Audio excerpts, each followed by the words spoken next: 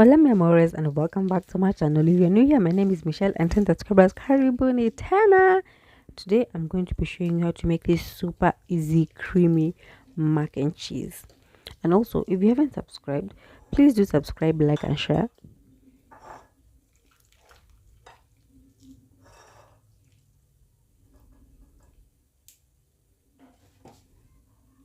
These are the ingredients and I'm going to mention the measurements as I go.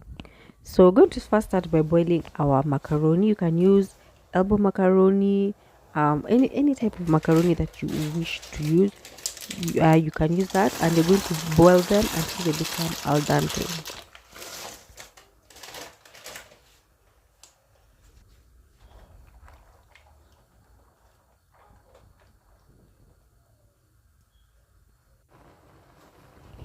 Once cooked, you're going to set it aside as we start on our cheese sauce.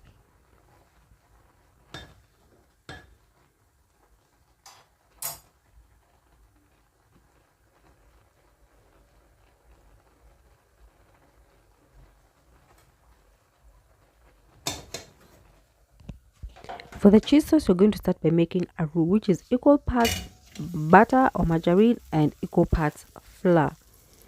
Now the roux, you can allow the margarine or butter to melt. I did not allow it to melt, so I just put everything together, but allow the butter or margarine to melt first and then add in your flour, then cook down your flour.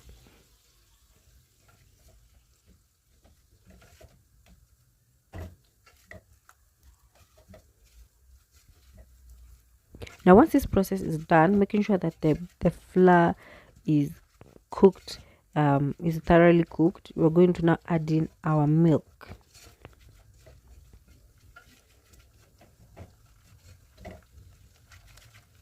Also make sure that if you did it like mine, make sure that the margarine or butter that you're using is completely melted. Then we're going to add in our milk.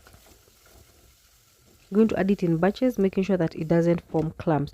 At this point you can change the equipment you're using. You can use a whisk, you can use a spatula like I did. So every step you just make sure you add in milk according until you get to the consistency that you desire. That is not pastish, it's a bit flowy.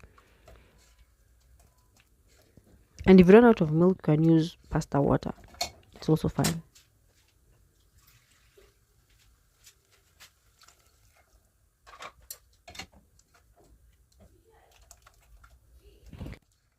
Once you get to this flowy consistency, make sure that there are no lumps in your roux. We are going to add in our salt and pepper. You can also add any other spice of choice. You can add in paprika, ground ginger, not ginger, yeah, you can also add ginger, you can also add garlic, any spice of choice, make it your own.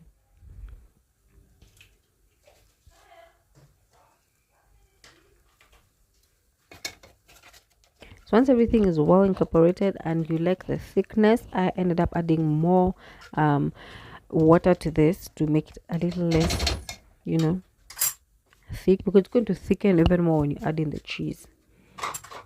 So made it a little bit lighter but still flowing, to make sure that when adding the cheese, now it is going to thicken as the cheese melts.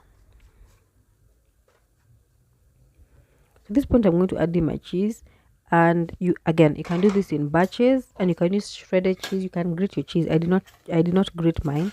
I just cut it into small cubes and I stirred it till all the cheese melted. But you can do it in batches. You can first do a small batch, let it melt, then add in the rest and then allow it to melt, and it's going to thicken in the process, and there you're going to have yourself your cheese sauce.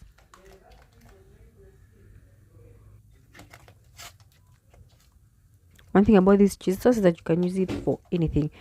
If you wanted to have some nachos and cheese, this is a cheese sauce you can use. And I used mozzarella and white cheddar. You can also use yellow cheddar, and you can also use parmesan and mozzarella. Mozzarella is for the stretch, to make it a little bit ooey gooish, and the cheddar is, you can use any type of cheese you want, but cheddar and mozzarella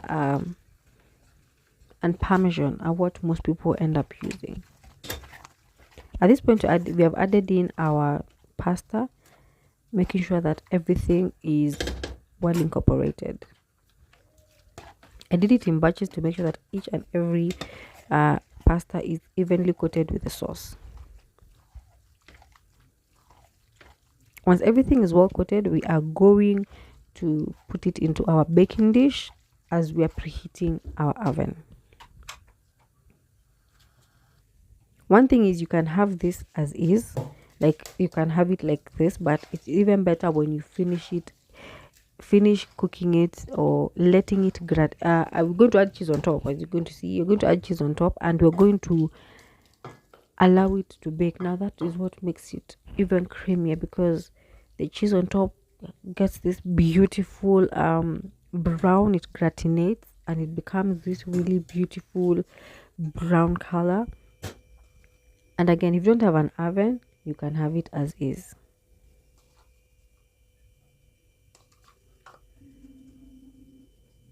But finishing it in the oven, like finishing the whole thing in the oven, takes it to the next level.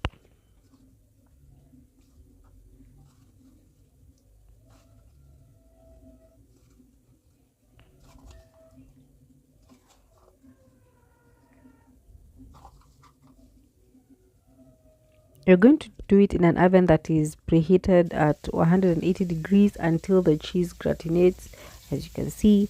And this is how it turned out. Hope to see you on the next one, and happy cooking.